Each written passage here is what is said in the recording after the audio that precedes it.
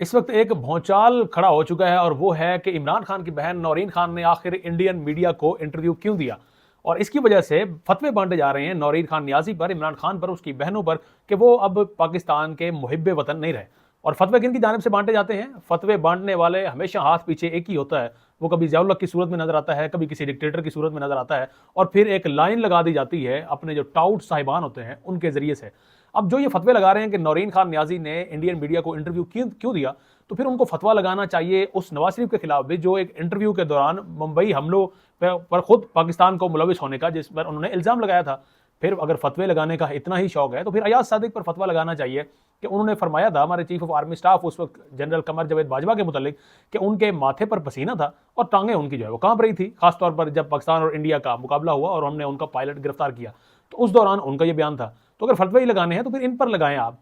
फिर आप ख्वाजा आसिफ पर लगाएं, ताकि फिर सबको एक ही पलड़े में आप बराबर रखें। खैर, मेरे नज़दीक फतवे लगाना या इससे, बल्कि अगर कोई आपको कहता है कि आप पाकिस्तान के मुहिब्बे वतन नहीं हैं, आपको गद्दार कहते हैं, आपको इंडियन रा का एजेंट कहते हैं, तो ये आपके लिए मेरे ख्याल में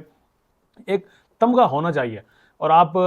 ये एक रास्ता वाज़ेह मुतय्यन करता है कि आप वाकई में हक और सच के रास्ते पर खड़े हैं, जिसकी वजह से ये तमाम टाउट इस वक्त आपके पीछे लगे हैं। और कुछ टाउट्स ने तो डीप फेक की भी जो है वीडियोज़ का इस्तेमाल किया, एआई की वीडियोज़ का इस्तेमाल किया, और एआई वीडियो में वाज़ेह तौर पर नौरीन खान की जो वॉइस है, उसी वॉइस में जनाब अल्फाज कुछ और हैं, लिपसिंग कुछ और है, और अल्फाज के मुताबिक वो मोदी से ये इल्तिजा कर रही हैं कि पाकिस्तान में दोबारा से जो संदूर 2 है वो लॉन्च किया जाए ताकि उनके भाई की रिहाई हो। तो कौन ऐसा बेवकूफ़ है जो समझ नहीं सकता कि एआई का यहाँ पर इस्तेमाल हुआ है, और लिपसिंग बिल्कुल उससे उसके बरक्स है। बल्कि अभी भी कुछ जाहिल मुतलक उसको शेयर करते हुए नजर आते हैं, और उन्हें लगता है शायद इसमें वो इस चीज़ को शेयर करके खुद को मुहिब्बे वतन साबित करेंगे, और किसी को गद्दार साबित करते हुए उनको लगता है कि शायद वो बहुत बड़ा कोई कारनामा सर अंजाम दे रहे हैं। तो ऐसे टाउट्स से और उनके पीछे हैंडलर से अल्लाह की पनाह।